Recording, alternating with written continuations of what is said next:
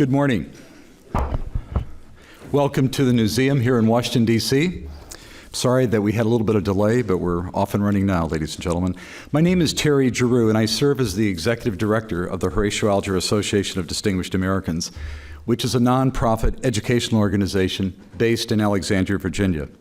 We were founded in 1947. The Horatio Alger Association honors the achievements of outstanding individuals and encourages youth to pursue their dreams through education. Today, we are very proud to share the results of the association's 12th State of Our Nation's Youth Survey. Produced by the association since 1997, the State of Our Nation's Youth Survey seeks to give voice to the opinions, concerns, thoughts, and aspirations of young people in the United States. Our 2016 report offers key insights into the attitudes and beliefs of approximately 1,500 high school students and recent high school graduates nationwide. They have addressed some of the topics in the survey, such as what it means to achieve success in America today, the cost of higher education, engagement in traditional and social media, concerns about future employment, trust in government, and managing stress. The key findings from the 2016 State of Our Nation's Youth Survey constructs a very compelling narrative about the values, goals, priorities, and concerns of today's 14 to 23-year-olds. And contrary to common assumptions, their responses clearly show that this generation is conscientious, hardworking, career-driven, and dedicated to progressing racial, social, and socioeconomic equality. Young people in the United States today are redefining the means by which the American dream is achieved, and that, ladies and gentlemen, is exciting news for the Horatio Alger Association.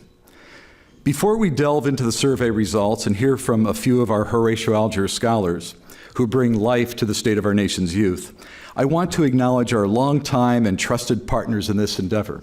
Peter Hart, who we've worked with for 20 years, and Peter, we're grateful to you and your commitment to the Horatio Alger Association. Also to Greg Wolniak of New York University. These gentlemen and their respective teams have been instrumental in developing and executing this important research for us. For that, we are indeed grateful. I also want to thank the leadership of the association, Mr. Tony Novelli, our association chairman, Byron Trott, our association president, and our entire executive board and membership. Their support of our State of Our Nation's youth and our scholarship programs give meaning to the work we do day in and day out at the Horatio Alger Association.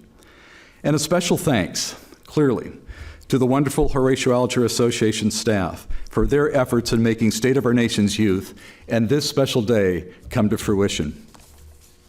Now, ladies and gentlemen, to provide an overview of the 2016 State of Our Nation's Youth Survey, please welcome Dr. Gregory Wolniak of New York University. Dr. Wolniak is the Associate Professor of Higher Education and Director of Center for Research on Higher Education Outcomes at New York University. He has just recently co-authored, just released, the third volume, How College Affects Students. Ladies and gentlemen, it's a great honor for me to introduce Dr. Gregory Wolniak.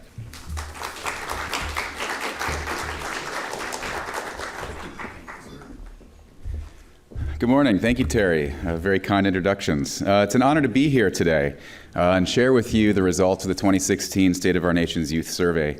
It's been a great privilege of mine to collaborate with the association for the last several years on numerous really important projects. And the common purpose across all the projects that I've had opportunity to collaborate with has been trying to advance our understanding around how and why young people succeed in today's society. The State of Our Nation's Youth series of reports, dating back, as Terry mentioned, nearly 20 years now, are significant for several reasons. These reports are significant, first of all, for the time and attention they require in order to collect, analyze, and report on data that provides an accurate snapshot of America's youth. And so I must acknowledge that my research team at NYU, along with our collaborators on this project, Hart Research, I must acknowledge the group, the collaborative team, for their weeks and weeks of work and effort and time and attention to detail that went into this report. First and foremost, Dr. Laura Davis, who's here with us today from NYU, along with my research assistants back in New York City, Tiffany Williams and Kristen Casano. The 2016 report reflects the dedication and talents of these individuals. More generally, the State of Our Nation's Youth Report is significant as it reflects the Horatio Alger Association's dedication to improving the lives of young people. Organizations like the Horatio Alger Association should be commended for the resources they dedicate to serving youth, much like other educational support programs and social work agencies across the country that exist on the front lines delivering critical supports to students. Organizations like the Horatio Alger Association come in direct contact with youth, and their efforts represent an intervention to improve the conditions for student learning and development. So the State of Our Nation's Youth Report symbolizes the incredible work of the association and other organizations like it. The project also signifies to me on a more personal level quite a lot. As a social scientist, I dedicate my life to understanding the influences of college on students, with an eye towards understanding how our education system can, on the one hand, be our society's primary means of social mobility, but on the other hand, also serves to reinforce at times social inequalities.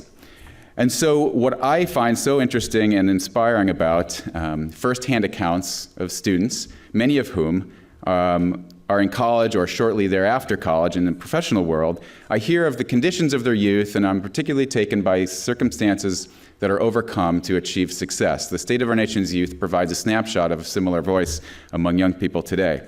And so the State of Our Nation's Youth Project, as well as my own research on college impact, has provided me with a very unique opportunity to better understand the attitudes and motivations of the next generation of leaders. So the project, we really, as Terry mentioned, sought to identify key insights on a wide array of topics, from education to politics to media to managing stress to parental involvement. So, with that introduction, what did we learn from the survey? What is the state of our nation's youth just 2 months before Election Day? We'll shortly get into some of the detailed findings next, but for now, just a few overarching themes, a few takeaways, a few key findings from this year's report. The first key finding has to do with optimism. Young people today exert and maintain a strong optimism towards the country's future.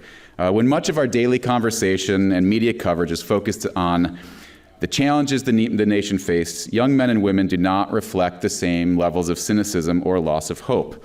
Though optimistic and hopeful, however, this does not mean young people are giving a free pass to our public leaders or our institutions. In fact, today's young people also express a distinct lack of trust or confidence in certain institutions, most notably the federal government. The second key finding are concerns for social justice and a more equitable society.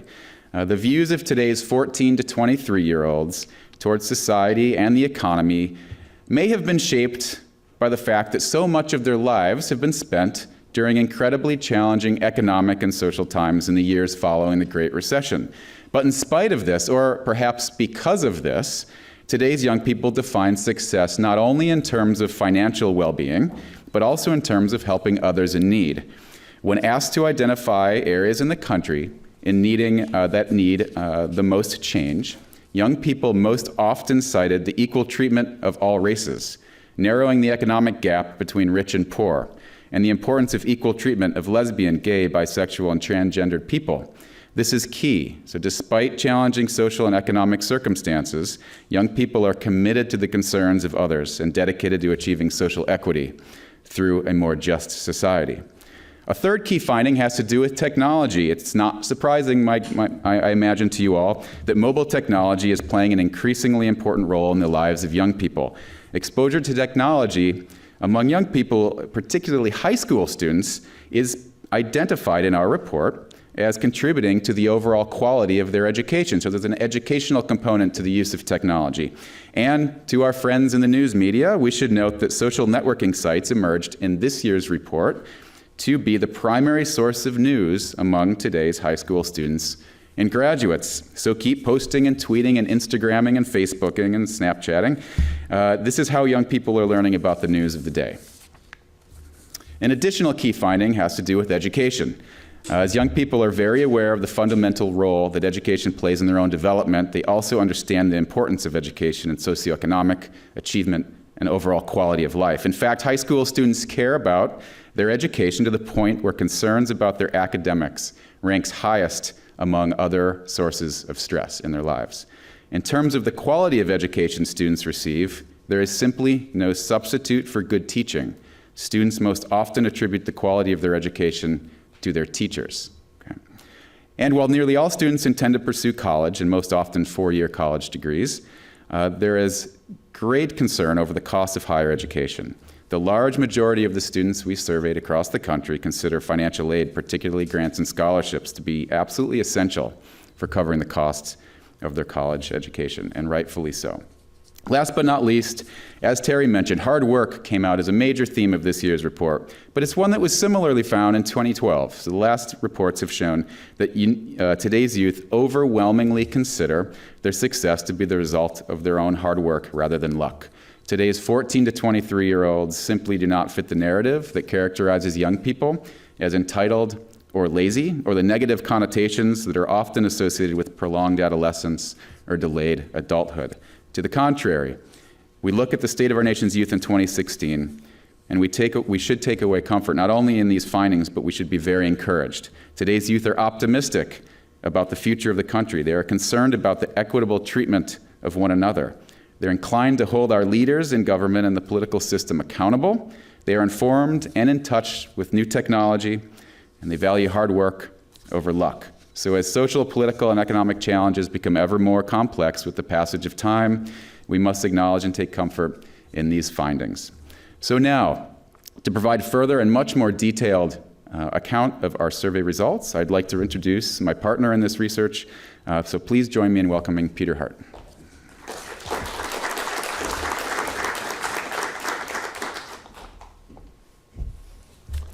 Good morning. I'm delighted to be with you. I thank you very much. And Greg, that was a sensational overview. It's exactly what we were discussing. It's what we're talking about, and it's what the young adults and students are actually concerned about. This survey, as Terry noted and Greg noted, is the 20th year of association between Hart Research and the Horatio Alger Society. So it is indeed a particular joy and pleasure. And let me thank Terry not only for his superlative work, but his support through all of this. And we're honored and delighted to have such a long association. Greg, marvelous overview and an important overview, and we've enjoyed our partnership. Let me particularly thank two people who've spearheaded this project for Hart Research, and that's Jay Campbell and Corey Hunt. Both of them are vice presidents at Hart Research, and the two of them and the staff at Hart Research have done an absolutely magnificent job, and I'm sure there'll be some questions which they will be much better equipped to answer, but I am extremely appreciative for everything that they've done. Let me talk about what we learned and what's emerged out of all of this.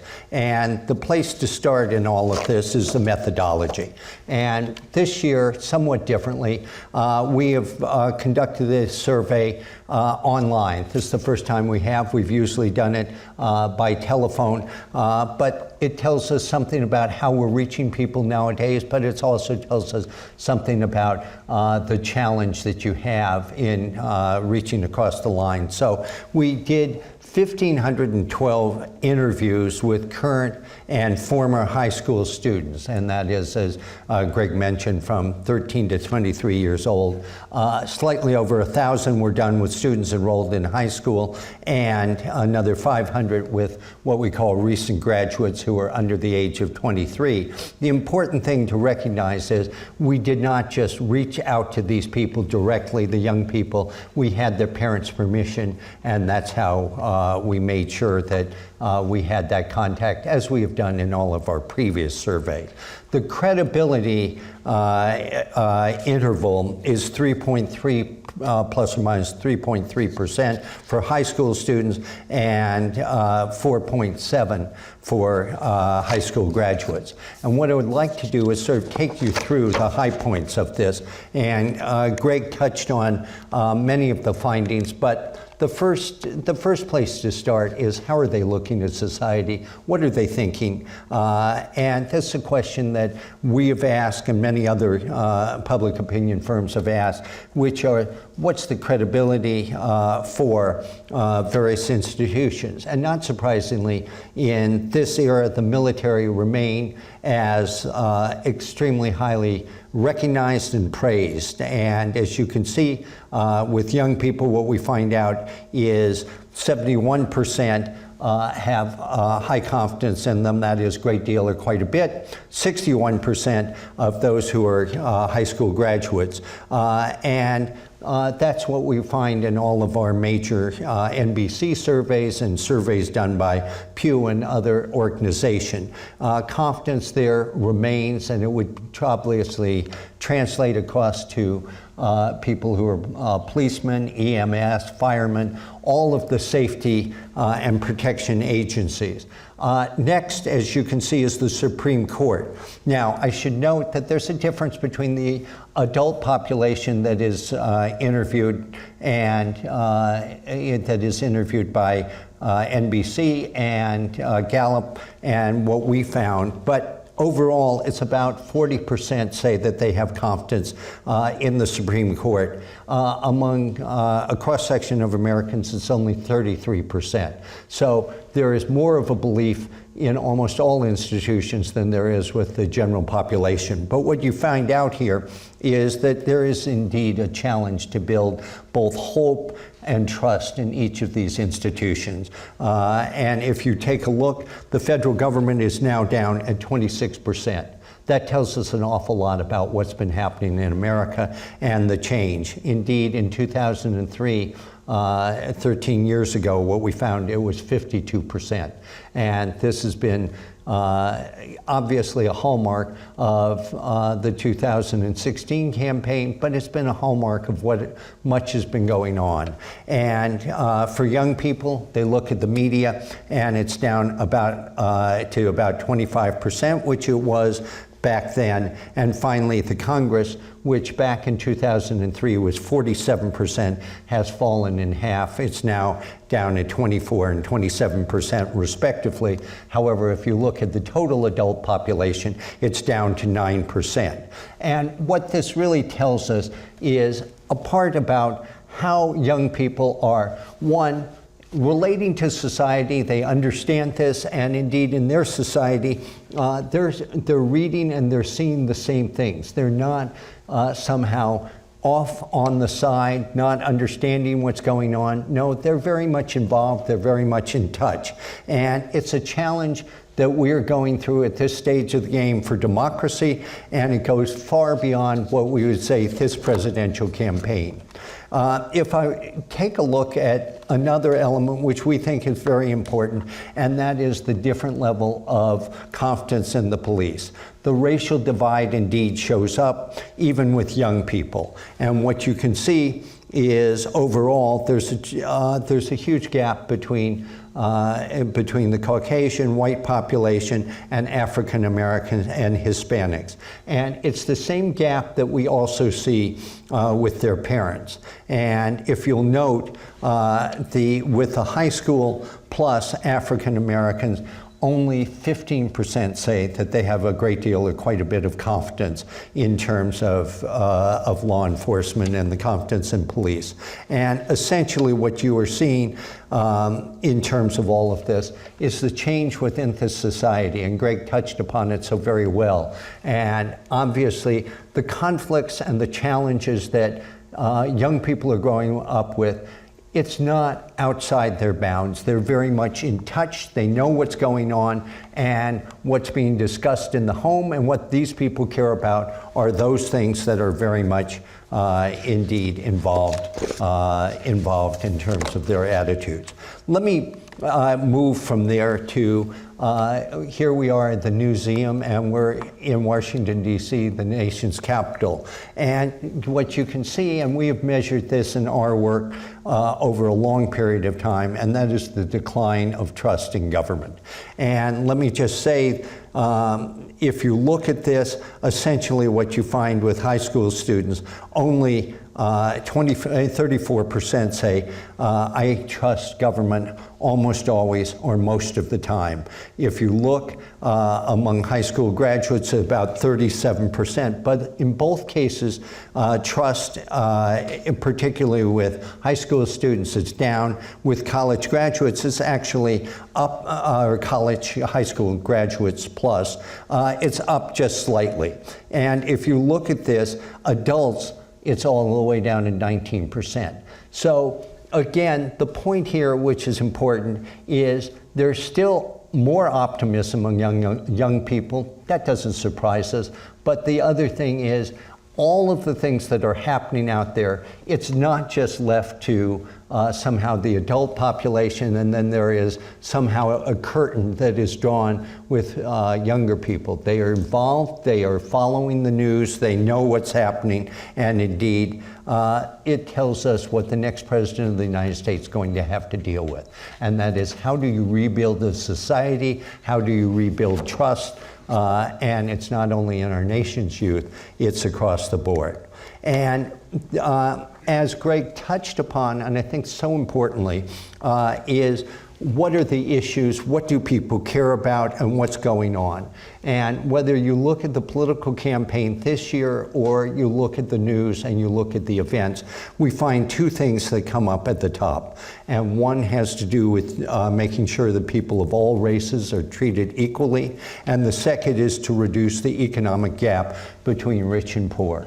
Those are such crucial issues that are at the heart of what's happening in terms of our society. And if you look at white students, they tend to look at economic inequality first, and then second comes up in terms of the role of government spending. But if you look at minorities, both African Americans and Hispanic students, what you see is it is those two issues that are at the top. And so much of this campaign, whether it was the primary campaign or now in the general election, we see the sense of a changing America. And the changing America is not going back to the old, it's not retreating. It is essentially saying, here are the issues, here are the challenges, here are the things that we have to be able to confront. So the marvelous thing about the nation's youth is that they are not, again, sectioned off or hidden from all of this, but instead very much engaged, very much aware,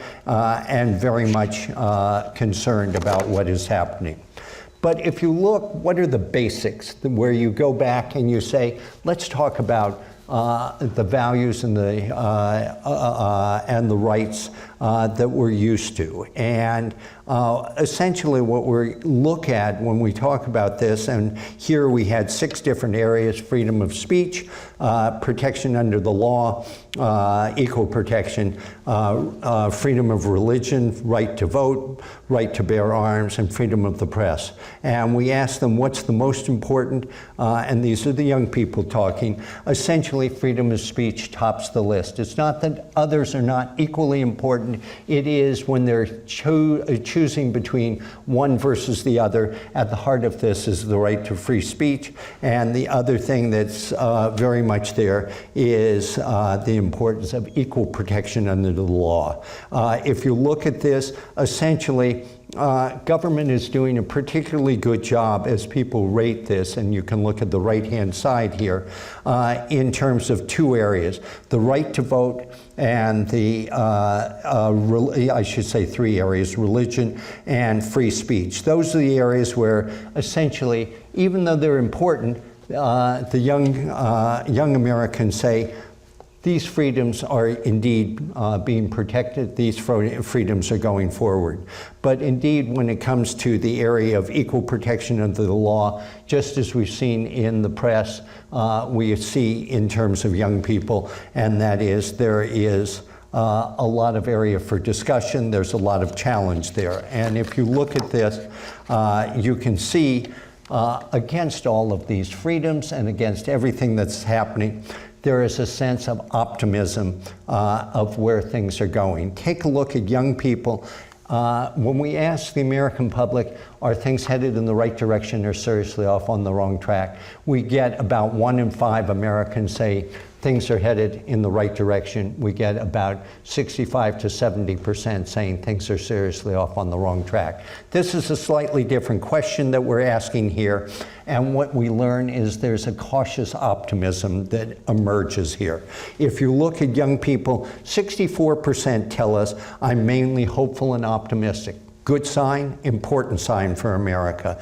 These are young people who care about what's happening. They want to be involved and indeed very, very much aware. And if you look at the subgroups here in terms of racial composition and in terms of family income, it is not that it's bifurcated and only one group is optimistic and the other groups are not. What we see with high school students is straight across the board, they are all confident, they are all upbeat in terms of where things are at. But then, take a look. Once you get out of high school, all of a sudden, the real world starts coming in. I'm looking at our young scholars over here who are all in college. And indeed, what you find is all of this optimism starts to drain a little bit. They're still on the positive side of things, but all of a sudden they're dealing with a lot of issues that they probably didn't have to deal with when they were under their parents' roof. So essentially what you see is less optimism. And out of all of this, I think the story that emerges very much here is a frustration with current government and society, but they're still willing to believe and think that there are good possibilities in the future. And that becomes so important in all of this and where we're headed. So let me move from the big world, if I can, down to their world. What are they living through? What are they thinking? And looking at their personal lives. And the first thing that you find out is that when we ask them about stress, how much stress do you have? A great deal of stress, some stress, no stress at all, or not very much stress. If you look at this, this is a generation that's living with a tremendous amount of stress. And in early eras, we used to think if you were in high school or college, those are the carefree days. Those are the days where you don't have to worry about anything, just show up for class, etc. But today, if you look at this, they're going through a real world. And what's so important is young people have been asked to grow up very, very quickly. And I'll come back to this. That the world has been thrust upon them, not only in terms of competition to be able to get into places of higher education, but it is the stress of money, it's the stress of terrorism, it's the stress of race, it's the stress of climate change. All of those things have become an exceptionally important part of their lives. And so not surprisingly, it isn't a carefree time. And you look at these people and straight through, they're all feeling stress further along the higher the stress level. And what you learn from all of this is highway is the pathway to the future for them. No one wants to be just a high school graduate anymore. This is a sense of how far can I go and how high can I rise. And for them, by the time they're in high school, they recognize that that's there. Now, here's a marvelous sense in terms of where things are at. I think it was slow. And that is in terms of where pressure is in terms of what's going on. We ask people to tell us, the young people, to tell us which things were providing major or minor stress to them. And we put it up here. And these are the high school students only. And the top 8 things are shown. So we're not showing things like popularity and sports and pressure in terms of sexual relationships. None of those things show up as the top 8. So if you grew up in the 60s or you grew up in the 70s, it was a very, very different world. But growing up today, essentially, all of the stresses and what these people are going through essentially have to do with how do I perform? How do I perform in terms of school? How do I perform in terms of the all-important tests? How do I perform in terms of pressure to get into college? And lesser concerns, but not irrelevant, are relationship with friends, relationship with family, financial concerns, etc. And it is so much to do with self-generated pressure.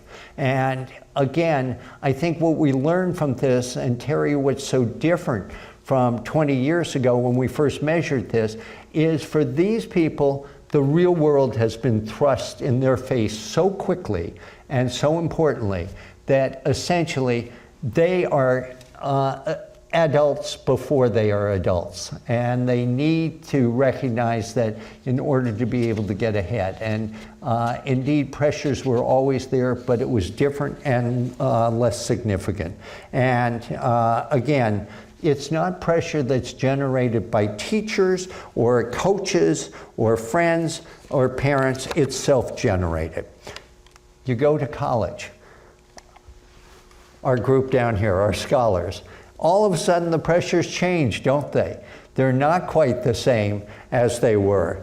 What jumps up? Number one pressure is financial concerns. Only 56% of high school students mentioned this, 80% of these postgraduate students. Personal safety jumps up there. Healthcare is only 42% in high school, but suddenly when you're on your own, it's up to 66%. And even the sense of being mentally depressed and feeling down is 69% versus 47%. So all of a sudden, a whole new set of concerns, and it comes in so very quickly, and we see this, the adult world starts the day you leave high school, and suddenly it becomes money, it becomes health, it becomes all of those things that you were sort of locked away from in high school, but when you're there, it's very much comes there. Which leads us to the point of how are people equipped, how well are they equipped to deal with stress? And what's so fascinating from our survey, we asked them to tell us about their own stress and where they were coming from. And indeed, when we asked them how well equipped, the people who have the most stress are the ones least equipped to handle stress. So they recognize that they're under the pressure, and at the same time, what they say is the pressure that I'm under, I'm least prepared to handle. And those people who have little stress indeed say, hey, I'm fine, I can live with that, there's not a problem. So young people are realistic about where they are, but at the same time, you can see the challenge in terms of mental health. So we've gone through all of this, and it really does provide an excellent overview of the state of the nation's youth today in 2016, how things are different and what is happening. And if you look at this, at the end of the day, what we learn are the things that Greg talked about in his overview. And that is that, to begin with, the idea of an easy way out for young people is not where they're at. They're not looking for something that's simple. Indeed, what they're looking for is a sense that it's going to be hard work that makes it. They're willing to dig in. They're willing to be part of that. They're not looking for a free ride. There is no sense that young people today are somehow back in a different era where they say, life is easy, they know life is tough, and they're ready to face it. The second thing that we learn is the whole myth that how quickly can I get rid of my parents is no longer the case. And indeed, they want to share things with their parents. I mean, as I like to say, the number of people that return home from college to be with their parents, we always wonder if it's economics or is it just a deep family love that is emerging. But the fact of the matter is, as I once said to a child, there was no greater thing than going out and being on your own. You don't want to live at home.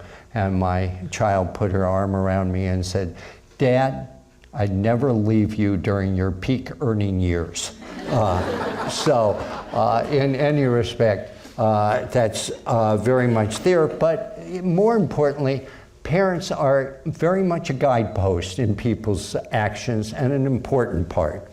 And the third thing is that young Americans indeed have a willingness to be involved, and the sense of, yes, financial goals are there and they're very much there.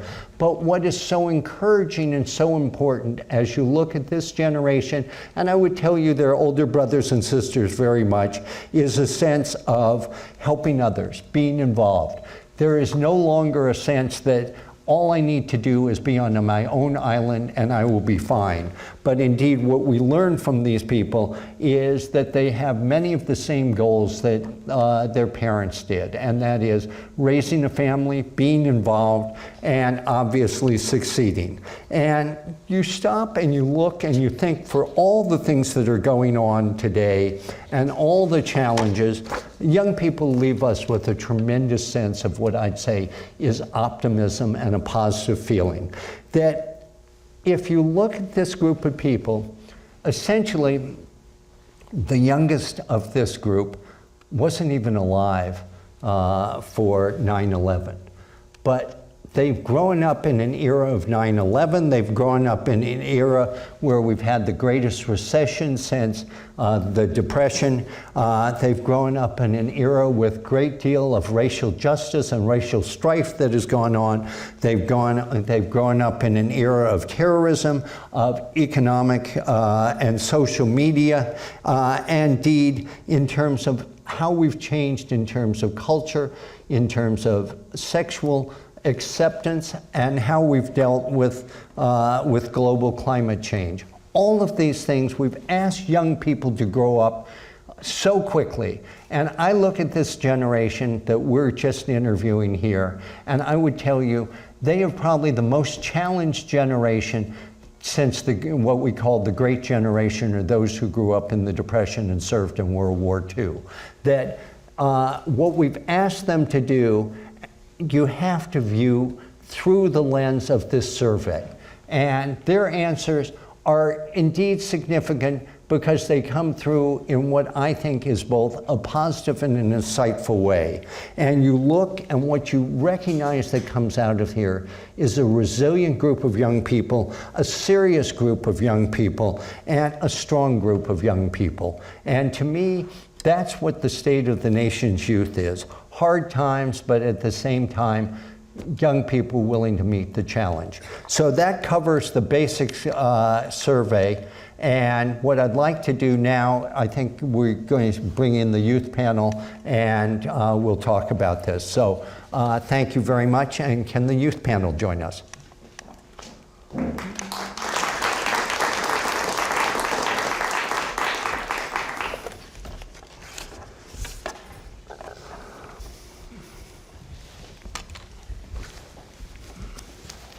Thank you guys very, very much. I think the best thing to do is let's start from right to left. Introduce yourselves. Tell us where you came from, where you're studying now, and maybe your age. And how about one interesting fact about you? Something that you were surprised. Just any one thing that would help to give the audience a sense of who you are. So let's start with Amari. Good morning. My name is Amari Benton. I'm a sophomore art major. I study at Howard University. I'm from Milwaukee. Did I say that? I'm from Milwaukee, Wisconsin. I'm 19 years old, and an interesting thing about me. Well, there are a lot of interesting things about me, but I bet you there are. I shoot film photography. That's a hobby of mine. So that's great. Go for it, Nathan. Good morning. My name is Nathan Santos. I moved from Newark, New Jersey to my school, which is Columbia University. I'm a freshman. I'm 18 years old. I'm planning on studying Latin American studies and music. And I guess you can say an interesting fact about me, I'm really interested in early music of classical era, particularly the 17th century French repertoire. So that's like really specific, and a lot of people don't really know about that, but I like to share the pieces of that time. So great. Thank you for joining us, Allison. My name is Allison. I'm a sophomore at Columbia University. I'm studying political science, and an interesting fact is I speak Russian. There it is. I'm not even going to try and respond to that. Okay, great. Jordan? Hi, my name is Jordan Favors. I'm a sophomore at Hart University studying clinical laboratory science. One interesting fact about me, I'm a triple minor in biochemistry and Spanish. That's pretty impressive. And if I remember, you're from Atlanta? Yes, I'm from Atlanta, Georgia. Great. That's marvelous. And I should mention for people in the audience, in case you're saying, well, we just have Columbia and Howard represented. Indeed, the scholars come from all over the country. But as you may note, we usually do this in the summer. So we're able to collect people from all over. Our panelists were nice enough to give up a day in their academic lives, but many students, obviously, both high school and others from across the country could not come. So thank you to the four of you and your excellent representatives for us. I'm kind of fascinated. You listened to this survey and all that's going on. What struck you out of this, Amari? What were you left with? What did you think about? Well, first, I was most intrigued and I guess kind of impressed that the survey, well, I found that most surveys that I took in high school, whether it was a political survey or a survey about just academia in general, they didn't ask about how you're doing personally. So I think that that aspect of this survey was a great addition to the survey to get like a full scope and like fully understand where students are coming from when they respond. Okay, good. And would you sort of lock in on, Nathan? What sort of was your takeaway that interested you? For me, I think it was three things. First off, I guess like the main point of the entire survey that was found, kind of like the dualism between optimism and pessimism, and how you can compare the current high school students and the high school graduates, and how the level of pessimism slightly goes up. I'm very interested as to why that happens once adolescents go into their 20s, what causes this in terms of culture, in terms of society. Second point would be in terms of stress, there's kind of like a gender gap between the level of stress experienced by men versus women. And for women, it is slightly higher by like 4 or 5%. Mm-hmm. So I'm very interested as to why that is, what social circumstances cause that, perhaps trying to handle both like a domestic life and professional life, while to make themselves known within their professional sphere. And then lastly, I think this is just based on my own background, what is not mentioned within the survey. So I grew up within a very immigrant-heavy community, and within my community there are a lot of undocumented students, a lot of illegal immigrants. So I would very much want to know their perspective on these issues. And I know that there are different demographics that are counted within the survey, but if that was possible to also include that, because they have to contend with all these issues in addition to their status within the country and whether or not they consider themselves Americans. It's a great point. And just let me follow up for half a second because I think it's so fascinating. And when you think about both your classmates and friends in the immigrant community, what do you see that is unique that we may not be covering in this survey? I think mostly is this incredible drive to succeed despite the odds, despite their origins. I see this within, well, just to give a little bit of a story, I moved to Newark, New Jersey, which is mostly Brazilian, Portuguese, and Hispanic. Yep. And the first day of my sophomore year, when I started school there, I was talking to my nurse, and she was telling me about the demographics of the school. And she said, well, the first thing I have to tell you is that about 60 to 70% of the school does not speak English. And 60 to 70% of the school just moved to the United States. So this already creates an incredible school culture that you would not see anywhere else. And from what I could see from the students, which most of them became my friends, this incredible drive to get the best grades despite not knowing English, to learn English as soon as possible, to do well in the SATs despite not knowing half the section or even how to tackle it. And these are like these challenges that they face only starting off in their first year of life in the United States. So beyond that, how to deal with college, getting into college, financing college, and despite all of this, despite all the financial and like personal issues that they might find, they're still some of the most dedicated, enduring people that I've ever met. Marvelous story, thank you. That really is just great. Let me turn, Allison, and tell me, in terms of this survey, what emerged and was of interest to you?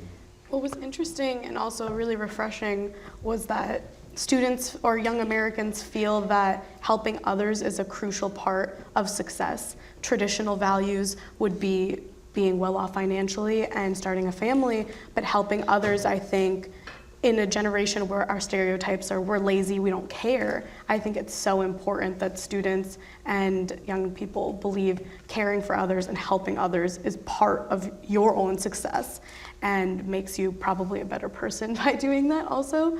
And the fact that over 90% of people value higher education and see it as fundamental to your future and your success makes me happy, because I am very pro-education. I think higher education is so crucial, and I really believe that everyone should have the opportunity to go to college and go on to grad school if they want to. So I think that them believing that college will help them in the future is awesome, and stay in school.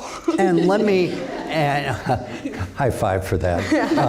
And let me go back, which is so interesting. In this era where there has been so much economic hardship and challenges that we've gone through, whether it be in the area of terrorism or in the area of crime and racial conflict, what is it that makes you or other young people so interested in giving back? What's there? What's the underlying motivation?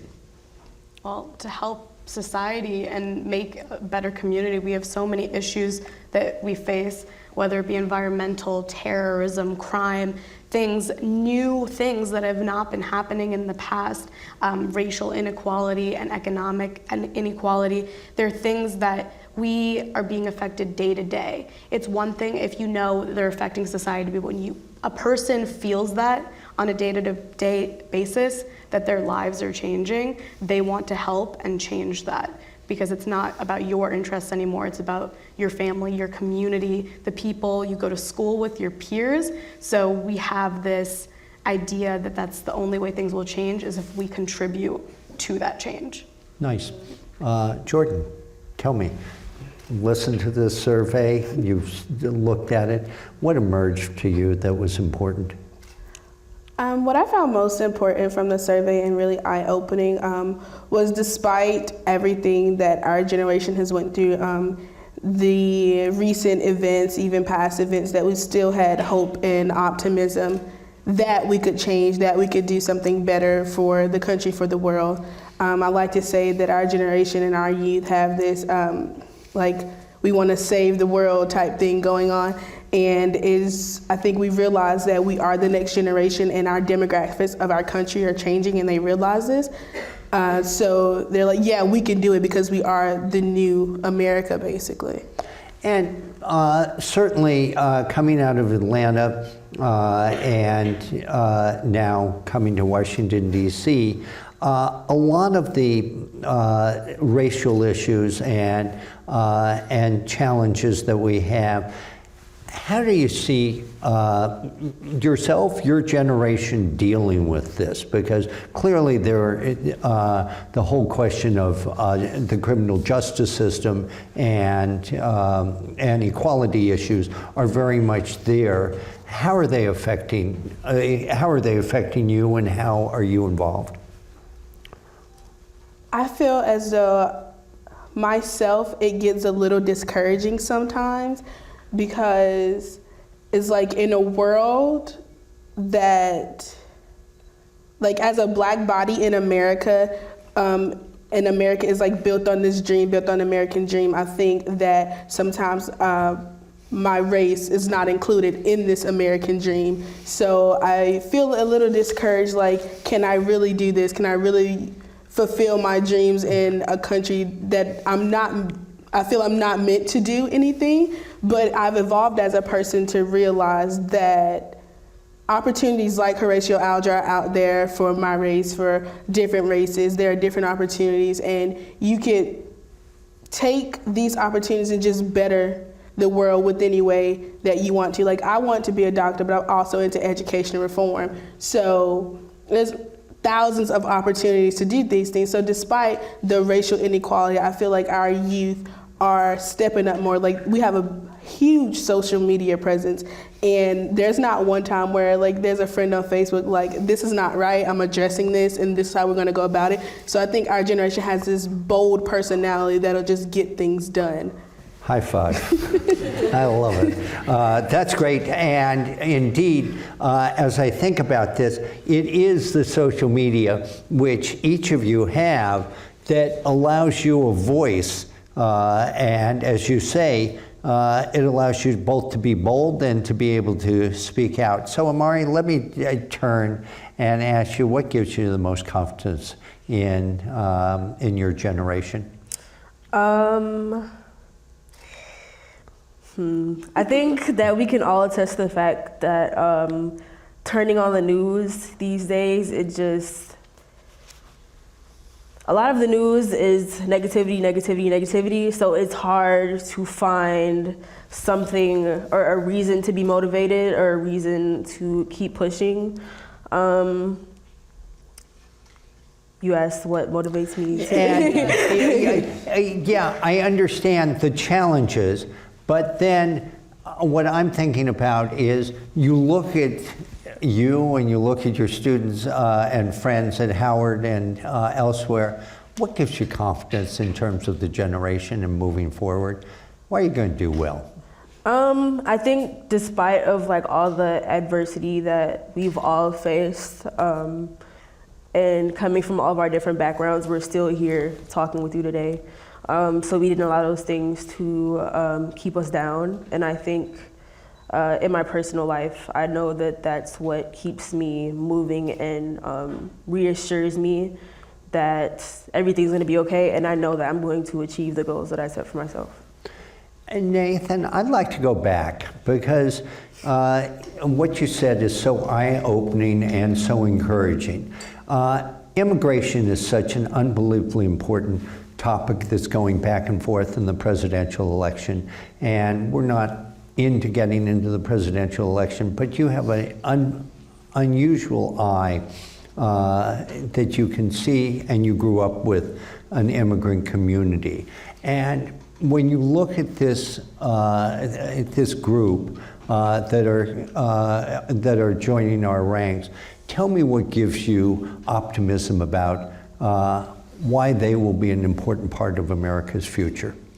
Well, I think first it's important to understand that most America's youth now, I see a sort of like historical consciousness within them. They understand that throughout the history of the United States there has been multiple injustices, multiple struggles that have happened, and that still play on to the modern day. And they understand that now it's their role to realize the history of their country and to apply their own skills, whether in politics or economics or just activism, to counter that. But I think the greatest asset that both immigrants and native-born citizens can bring to the table is a sort of compassion, which I see especially within the United States, and that's of two forms. One of tolerance, tolerance between different cultures, between different economic levels.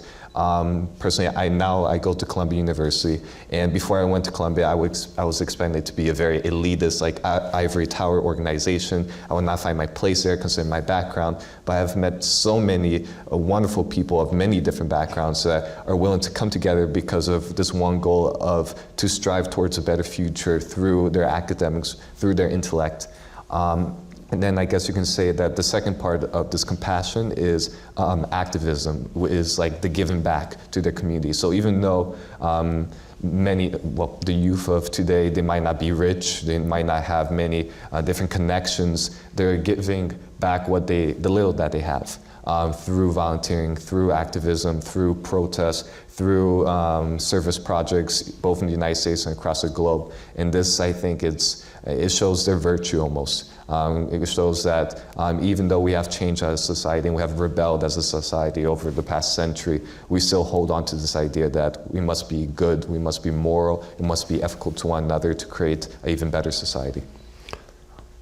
I wish we had a lot of people who would be talking about those issues in the campaign, because indeed the way in which you express it and the way in which you get at it becomes so important and such a lamppost for what we need to deal with and where we're at. And Jordan, you were nodding away. You come from the South. How do you look at all of this, and what are you thinking as you think about the changes that our society is going through, and the ability, as you say, to go into medicine and the new openings there? Tell me where you're coming from as you think about this. So myself, I come from a low-income, urban, inner-city area, single-parent home. So I tend to look at the world through that perspective, but I think our youth and I have evolved into a person that we understand that not everyone grew up as we did. Not everyone grew up low income or like minority or even wealthy. And I think that makes our generation more inclusive, and that's why we just have this notion to we're gonna change the world, we're gonna do better, we're just gonna make it a better place. So I think that because we're more inclusive as a generation, and because we understand the different plights of different people, we're just willing to just do anything we can to help anybody. And myself, I feel that there's just, the demographics are just changing so much within this country. More like he said, there's more immigration into the country. Just what we thought a minority is not that anymore. And I think as we see more role models who are like taking up roles that we want to do, that we become more optimistic about it. I was telling the panelists here that Justice Sonia Sotomayor came to my school, and I was like, that was real eye-opening, like the first Latina Supreme Court justice. So I think even though there's so much stuff going on, we see those people like that have come through adverse situations being able to hold positions that we want to do. So we're just so optimistic about the world that we're like, yeah, we can do it too, and like do it even better. I like it. And so, Allison, then I look at this survey and I see 1 in 4 young people have confidence in government. Worse in terms of adults. What are the kinds of things that government should be doing to earn the trust of young people? I think they need to be transparent. I think after the NSA surveillance event was revealed, a lot of people were shocked because as technology is so big in our generation, it was like, wow, we might be being spied on. And it's one thing for the government to need to do things to protect us, but if the government does something, they should be transparent. They don't need to tell us everything, but when it comes to our rights as individuals and the Bill of Rights, I think that needs to be respected. And I think that just the government being transparent would really help in the trust, as well as candidates and specifically for them to not make promises they don't intend to keep, because that hurts and that makes us not trust them. If they say, yes, we're going to help college costs and we're going to reduce them, or we're going to make college free, or have reduced loans, interest rates, or more loan forgiveness programs, but then none of that happens, it's not fair to us because we believe in a candidate because we take their word for truth. And if that doesn't happen, then we won't trust them. So I think those are the crucial points for how to regain trust in Congress and particular candidates. Great answer, and that leads me to a different element. And in terms of looking at an event in terms of growing up, and we'll take, quote, 9/11 out of this, is there an event that you would say has, Amari, sort of shaped your thinking or has been an important central turning point? And I'm thinking not necessarily personally, but you're fine to go into that area, but something that has been a part of what's going on in society. As far as how I feel about it, or Yeah, where you'd say, this made a difference in terms of the way in which I'm looking at society and I feel about what is happening in America. Is there any event from sort of your youth growing up where you say, boy, this had a seminal effect on my thinking? And you don't have to reach, so if you don't have one, does anybody on the panel? no, I do, yeah. Sorry. I was just trying to formulate how I wanted to say it. But I guess starting off, I think that Jordan can attest to this as well, but growing up as young Black women in America, we were obviously aware of the injustices that have come to light recently, but one of the things that has really been encouraging to me is the national almost awakening. Obviously, like, we know that these things have been going on, but to have them in mainstream media on a more regular basis, and to not only have it displayed and shown, but have people come forth and decide that they want to do things about the injustices, whether they be social or racial or socioeconomic, is really encouraging to me, especially as people come forth as allies of a race or a group. Great. You want to chime in on this, Nathan? So going off the idea of this nationwide sort of awakening, I guess I have a story about that, like on local level. So in my junior year in Newark, New Jersey, there was a huge struggle between the local schools, local public comprehensive high schools, and that of the district, basically. But the district being controlled by the state, because we're technically considered an Abbott district after the failures of the district decades ago. So it was mainly an issue in terms of tenure for teachers and making sure they still have their position in terms of payment, in terms of salary. And basically, it reached the point which at the end of my junior year, 90% of my teachers were going to leave my high school because it simply was impossible for them to continue within the constructs that the district was creating, the state was creating for them. So in May, me and some other students, we worked with the organization called the Newark Student Union to organize a massive protest citywide. And in the middle of the school day, even though I guess this kind of break rules, we left in the middle of the school day, pulled fire alarms, we had whistles, we had everything organized, and the teachers were on our side. They told us, oh yeah, it's okay, you can keep going, you can keep going. So we marched downtown to City Hall, and where the superintendent at the time was, and even though she closed the windows and just pretended that we weren't there, by the next day she resigned.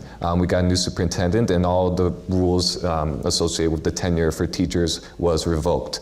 So I guess in terms of education, in terms of defending public education especially, which is something I'm very much interested in, that was kind of like my own, I guess, awakening in terms of this nationwide movement towards protecting our pathways towards a better future, especially within inner cities. Civil disobedience. Yes. Okay. Civil disobedience is important in our society because? Because it has historical precedent. I think many times throughout history, civil disobedience was needed in order to show the reality of the individual struggle, perhaps what's not represented in the media. It's a way of coming together to show our own voice, to show our own background. But I think at the same time, it has to be done with a little bit of class. I think that just protesting and rioting out of nowhere does not lead to an eventual end. There has to be a constructive result in the end. And I think from what I did with my friends, from what I see in the media, especially now with organizations, whether in terms of racial relations or economic opportunities, I think that's the path that the United States is going, something constructive. Want to talk about it? I think one just really profound thing that has happened recently, just changed my way of thinking, was the Brock Turner case. So it was, I'm not going to say too much how I feel about it, but a very unfortunate situation, but it just brings new things to light, like how there needs to be reform in the prison system, how I feel it shouldn't be there, but there's like, he received his punishment of what he did, but there's so many other people in the prison system who are there for years and years for nonviolent crimes. So it just brings to light different things that needs to be changed in the country. And I feel like because of the social media presence, now we know this is on our list to change. This is another thing. So, and it just brings up different injustices, like there's a patriarchal society, even race relations, and it just shows the different things that needs to be reformed and just possibly even like done away with in the country. Hopes and dreams. Looking ahead. Hopes and dreams. Well, I hope that the tension between law enforcement and the public will be resolved. I think that has been in the media a lot. I think there's a lot of issues, again, with the criminal justice system. As someone who wants to be a lawyer and has done work around the criminal justice system, I think that that is something that I hope we can reform, and I hope we see less of these cases on the media of things that, you know, shouldn't have happened, or people getting justice. I think equality and fairness are what the framers of our Constitution wanted, and I think that it's something we still strive to want, and the hope and dream is that everyone in this nation, regardless of whether they're an immigrant or a citizen or what it may be, will attain that fairness and justice for all. Beautifully stated. Hope and dream. So I guess I would like to interpret that within the perspective of the public and towards the federal government, in terms of government in general. I would like the government to take on a more open-minded stance and to take on a little bit of humility. I think it's very much important not for people in power to view America's youth through the lens of a marketer or advertiser in terms of trying to conquer this sort of like demographic to get them on their side, but rather as equals. Equals in terms of shaping and crafting the future of our nation. And I think also it's important to go back to the idea of compassion for different individuals, or different groups, whether or not you're an immigrant or not, whether you're from a lower class background or not, to have compassion for one another and to realize that's the only way to unite as one in order to shape our future. Hopes and dreams. Well, personally, coming from a city that is home to one of the worst public school districts in the country, and that also has the highest suspension rate of young Black men in the country, my personal hopes, dreams, and philosophies, I guess you could say, are centered around public education.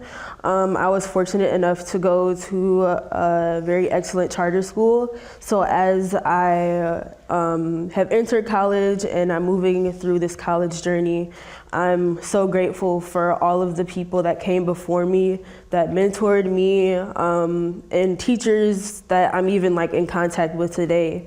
And these are like K4, K5 teachers. It's just really hurtful to me to know that young kids are entering a public school system because they can't afford to go to a private school, and that's a different conversation, that people should even have to pay for quality education. But it's really hurtful to know that kids are entering school with the cards like already stacked against them. So coming full circle, actually doing something about institutional racism when it comes to education is a goal of mine. Real quick question right across the board. You're all Horatio Alger Scholars. What's it mean to you, and why Horatio Alger Scholars, besides obviously it's important to have financial support? What does it mean to you, Horatio Alger? Being a Horatio Alger Scholar means that someone has realized the adversity we've went through and have acknowledged it and wanted to make our journey a little easier. Being a Horatio Scholar actually means to me that anything that like you want to do, you could do it, because what I was informed of, Horatio Scholar doesn't receive public funding. So there's people out there who believe in the new generation and believe that we can do it. So it just further motivates me to like go towards my aspirations. Allison. That people value adversity, and adversity can make you a stronger, better person. The association values excellence, integrity, dedication, and all these things. As scholars, we embody and strive to embody as future leaders of our generation. So I think the association, it's so hard to describe what it means to me, because there's so many things of how amazing it is as a young person to be a part of such an association that believes in the American dream, that believes in young people, and that helps us and our futures. It's amazing. I think it very much connects to the results of the survey in terms of the theme of optimism, and most certainly a reconceptualization of adversity, and how adversity, while we might say, oh, you do not want to talk about adversity, you do not want to experience adversity, if you do have to go through it, you can use it to create beauty. You can use it to create a success. And through the struggle comes this sort of endurance, this sort of fortitude, which if you find like-minded people who want to help you, you can rise to the top, you can rise to a platform in which you can help change the world. Laurie, what you Well, means I can pay for college. So that's glad about that. But it's just, even though we do put a price on education, it's really the opportunity to be able to experience higher education. Really, you can't, it's priceless. So to know that someone said, wow, like read my story and said, wow, she rised above it, and she wants to continue in her education, and not only continue in her education, but use it to give back to those who might be growing up and experience some of the things that she experienced. I can't really put that into words. So it makes me excited to get out here and start making millions of dollars. So I can give back to the association and give back to other students who may have financial difficulties or just face adversity when it comes to education or just like in their personal lives. Horatio Alger Scholars. Give them a hand.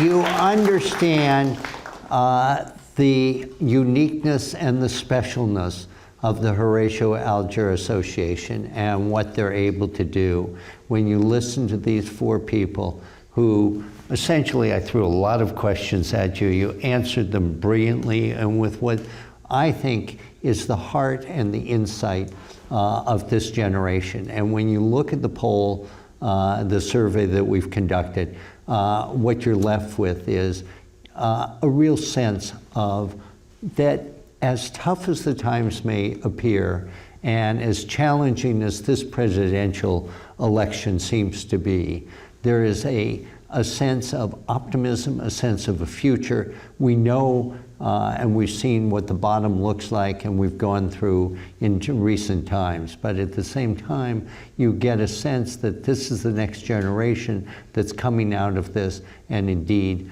are going to spark the way to the future. So with great indebtedness to the Horatio Alger Association, Terry Giroux, and to everybody involved with this project, I say thank you, but particularly to the four of you. What remarkable young scholars you are, and how much you're going to be able to contribute, because each of you in their own way have clearly shown both a dedication, but more importantly, a commitment to the future. So I say thank you, and to all of you, thank you very much for joining us. Excellent job, really nice.